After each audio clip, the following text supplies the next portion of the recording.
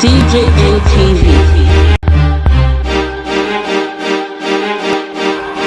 DJ LTV.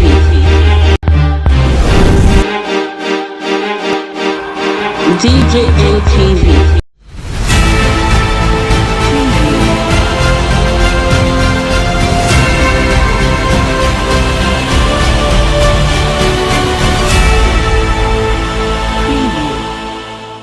Stolen since 1960 has not been up to 191 billion naira stolen by an executive of a bank. I'm sure you know what I'm talking about. Yes. A lady executive of a bank was charged with stealing 250 billion naira. She pleaded with the government, can I do plea bargain? I will return 194 billion naira. Now, and I'm saying all the money stolen by armed robbers since 1960 has not been equal to that. But we are then told by the ruling class, aided by imperialism, that everybody should mind his own business because of the fear that if you have a united African country in Nigeria, 170 million people, that is one of the largest markets in the world. So for them, they want to keep us divided so that it's easy to rule us. And that is what is going on. Now, Prof, I've enjoyed your lecture. Very stimulating. I have one or two problems. Yes, Africans are corrupt, but I beg you, don't be tempted to jump to the conclusion of the West that stigmatize us as the most corrupt people on earth. It's not true. America, Britain are the worst corrupt nations on earth. Prof, the Transparency International try to rank great corrupt countries. They say Nigeria is corrupt, Ghana is corrupt, Cameroon is corrupt. But Switzerland, that warehouses all corrupt money in the world, is never in that reckoning. Secondly, sir, and I think that was the point Nkrumah was making, neocolonialism, the last stage of imperialism. Corruption, we must know, sir, is a manifestation of corruption.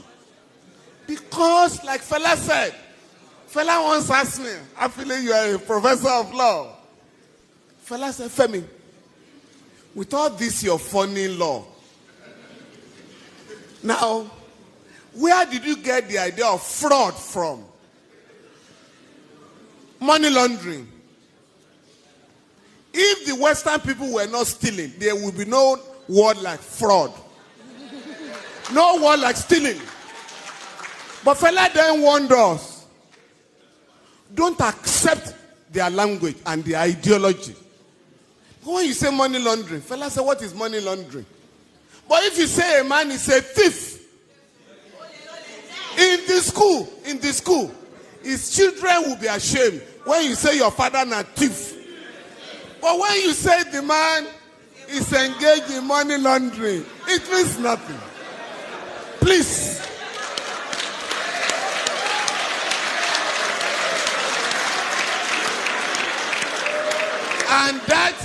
And that was when Fela was reminding us that they get the ruling class. Fela said members of the ruling class have ways of deceiving us. Embezzlement, the fraudulent. Make I remember another word, just to deceive people. But if we are going to organize Africa, sir, we need to draw a line of dichotomy between the countries that are getting it right and those that are exposing Africa to shame. You mentioned Rwanda. Rwanda, not just the cleanest city, has the largest number of women legislators in the world, ahead of the West. But here, you are told here, women are supposed to remain in the kitchen. not to go to politics. And you know how they keep women away from politics? All the meetings of political parties are held in the dead of the night. Why?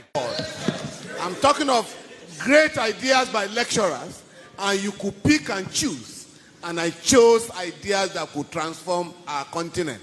And when I went to practice, incidentally, I think Motorayo is left. Who asked the question? Morayo. I practiced under our father, the late Alawa Kabashorun, and he was an African lawyer. Was very close to Nkrumah, Falana and all that. And that generation believed that Africans should be made to realize that we can solve our own problems. Fela sang about religion, and this is very important because I was just reading Pastor Adeboye, who has just said that he wants to establish more churches so that everybody can have a church within a walking distance. Now, Fela sang about religion and the danger of religiosity as opposed to spirituality. Now, Okoye Akadina Okoye has just given a beautiful reply this morning that what Adebayo is talking about are business centers, not religious institutions. Please, and this is very important. They want to know how our young people can have these progressive ideas. Ayo, I would like to suggest to Yeni and other organizers of celebration, next year, please, have a session for musicians in Nigeria. Not just the show. Have an intellectual engagement with them so that you can get them to realize what it means. My own son, my son is a musician. And I asked him one day, where are you getting these your ideas from? He said that you've forgotten that in your car, in our home in those days, you always play Fela. And I have learned about singing for relevance in our society. The last one is about the elite. All of us here, including Prof. Fela decided to drop ransom from his name. You know Fela was Ransom Kuti. He dropped it and chose Anikulapo Kuti. And that influenced many of us to also change our foreign name. Prof, by the way, I was also a Patrick, like you. Now, but I've thrown away that. But on our children, all of us can decide today. Because Prof made the point. We are all proud when a friend visits you and you say, greet your uncle. You speak the same language. That does not happen anywhere in the world. The late Ganifa Femi called my house one day. My last girl picked up the phone and said, who is speaking, please? And Gani said, please give the phone to your father. Is that not Femi Falana's house? The girl said, yes. Why are you speaking English to me? And I had to apologize. He didn't know you were, sir. In my home, my wife and I decided, since we didn't learn our own English in school, at home, we're never going to speak English to our children at home. Now, that has paid off. Contemporary and friends of my children ask them now, where did you learn your Yoruba from? And I think all of us can decide to teach our children our native language. When we were in school, it was prohibited. They call it vernacular. If you spoke Yoruba in my secondary school, you would go for 2. Yeah.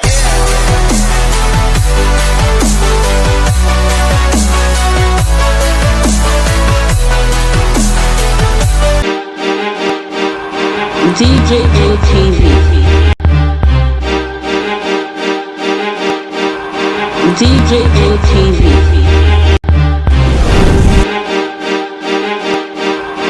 DJ ATV.